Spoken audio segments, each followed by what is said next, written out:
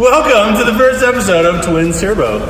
Today we're doing a side-by-side comparison of a 2019 Audi S5 and an Audi RS5. We'll start with the glaringly obvious differences in the front end.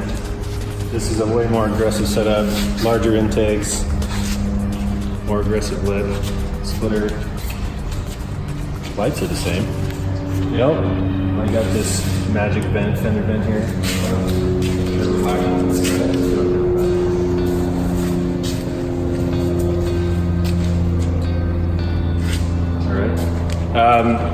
Power plant, off the hoods.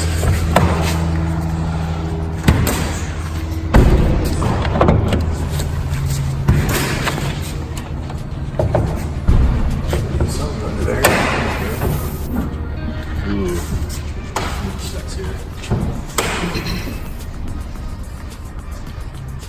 Even the engine cover is a little more decorative. Has the carbon fiber.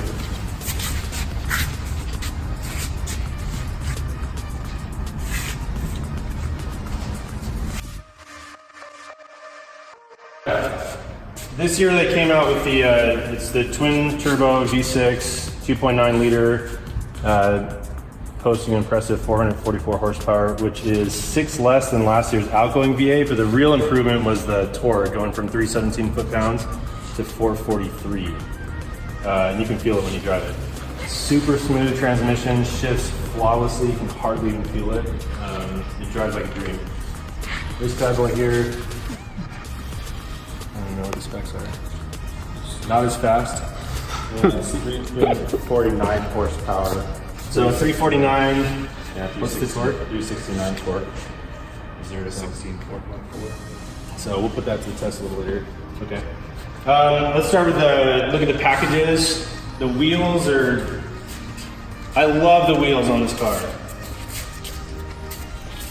A lot of times I go, first thing you do when you buy a car is change the wheels out. These are staying.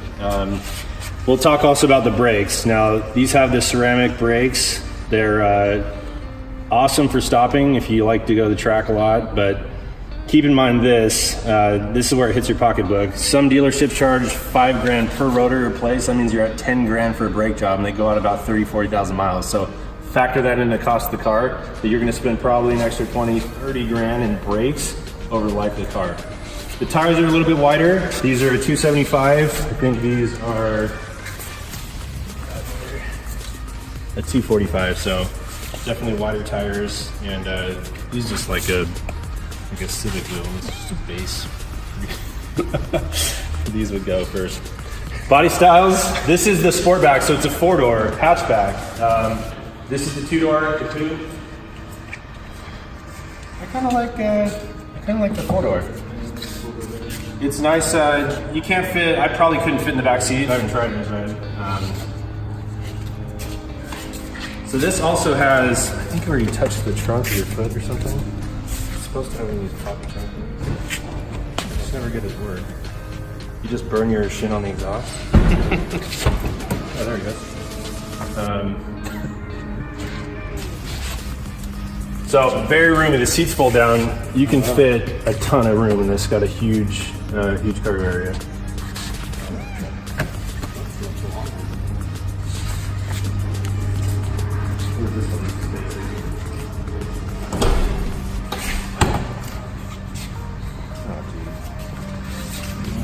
What do you got here? I guess that's not bad. That car seat, that booster, down. Good. So let's talk about price. Well, actually, let's do the exhaust. It does come with the quad exhaust, but on the RS, you're going to get the oval exhaust, which is much sexier.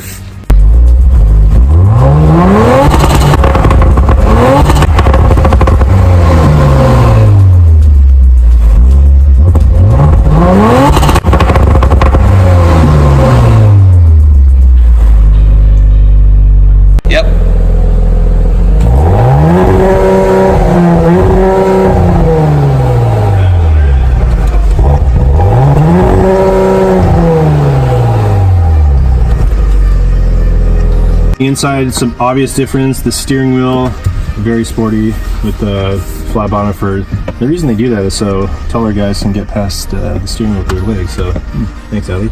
The trim package with the carbon fiber. The display is awesome. So we'll fire it up.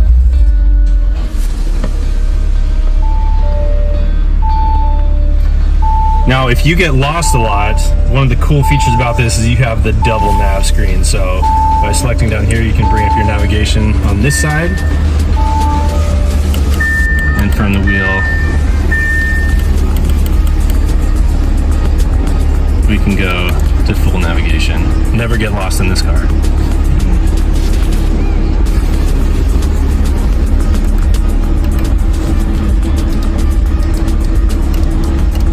Now, one of my favorite features about this, and I think Audi did this on purpose because in the meme world and in general, Audi drivers are generally known as aggressive. They tailgate a lot.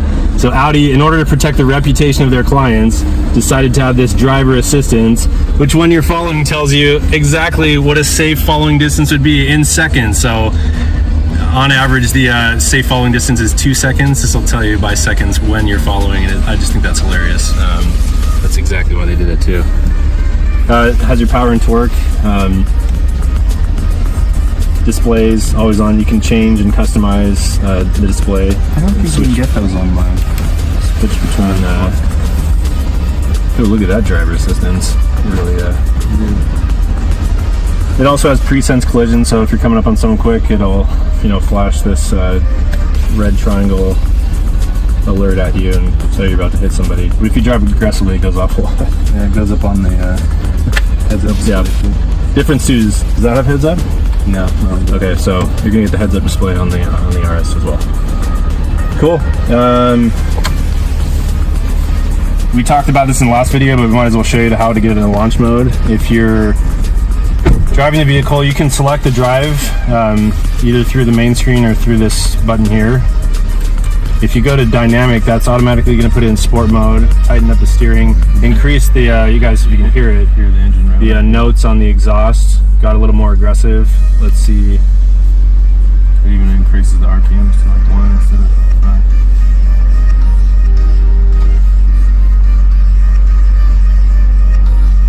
5. So if you're driving the vehicle, in order to put it in sport mode, all you have to do is shift it into drive.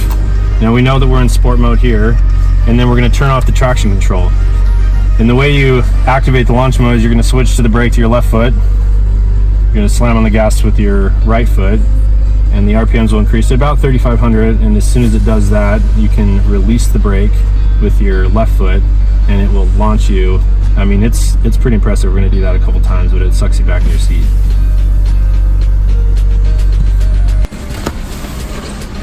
All right, this is my first time in the S. Right off the bat, I'm noticing, oh, it has heated steering wheel. Oh yeah. All right, so there it is. So this mine's made up. The trim is kind of. This is basic. It's just basic. So fired up. Looks like the displays. Ooh, does yours have a seatbelt assist? Look at that.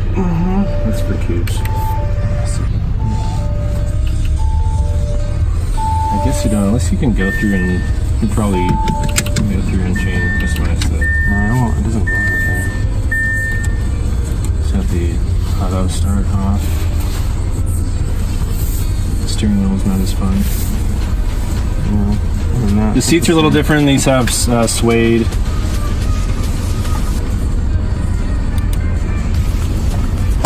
Oh, we forgot to do the does have massage chairs. Okay, this has it in here, so. There's a switch on the side of the seat here where you can go through and select. So if you're, on a long road trip and extremely tired, there's nothing better than getting a good massage and putting yourself to sleep. It's awesome. It doesn't like really massage, it just basically inflates and deflates the lumbar, so it does it in like a waiver stretch. So it's not like a vibrating massage or anything, it's just kind of Knead the dough. moves the back position a little. This seems a little bit, yeah, so the knob isn't as big on this one. It's got the wireless charging though. Oh yeah. Drop your phone in and let's charge her up. Just a second. Cool. One cool thing too, when you open the door, when you open the car door, after you turn it on or off, It tells you if you leave your It vehicle. tells you if you leave your phone in the car. So you Let's know try what to do with it. So we're gonna turn the car off. Open the door. Your cell phone is still in the vehicle. Nice. Yeah, my cell phone. It also does that if it's plugged in to CarPlay too. How does it know? It knows. All right. Talk to someone. Yeah. Oh, one thing I liked, it's cool. You can pull. Oh, it's not on anymore. You can open the actual glass part of it and leave this closed. So if you want a little shade, a little air coming through, yeah, you don't have to pull the screen back.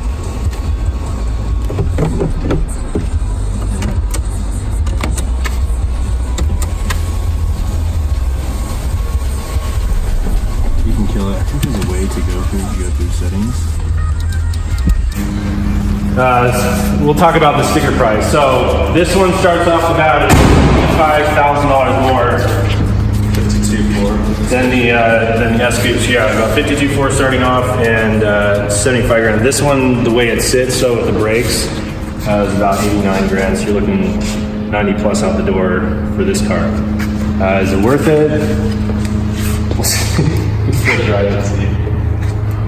It's up to you.